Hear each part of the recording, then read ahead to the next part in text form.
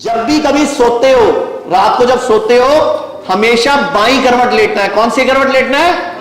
Left side लेटना है जब भी लेटना है। और जब सुबह उठना है तब दाईं करवट उठना है। सोना लेफ्ट साइड है, उठना क्लियर।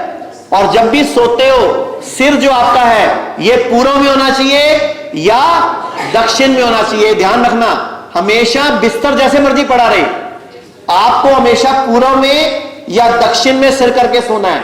और जब लेटना है तो बाईं करवट लेटना है, और जब उठना है तो राइट करवट उठना है। ये याद रखना। ये सारी बीमारी की जड़ मोबाइल है, जो सोने से 1.5 घंटा पहले छूट जाना चाहिए। क्योंकि जो ब्लू लाइट है ना, ये जो ब्लू लाइट है, ये कम से कम जब इसको बंद करते हो, हमारे जो ब्रेन में हाइपोथैलेमस ग्लैंड है, इस पर इसका असर कम से कम 40 से 60 मिनट बाद तक रहता है। यानी कि आप सो भी जाओगे ना तो आपके ग्लैंड नहीं सोएंगे, क्योंकि ब्लू लाइट का ये रिसर्च हो चुकी है, मेरी थ्योरी नहीं है, कि आपकी जो ब्लू लाइट है, जो मोबाइल की लाइट है या टीवी की लाइट है, या जो आप एकदम लाइटें जला देते हो, ये हाइपोथैलेमस को 60-70 मिनट बाद रिलैक्स करती है।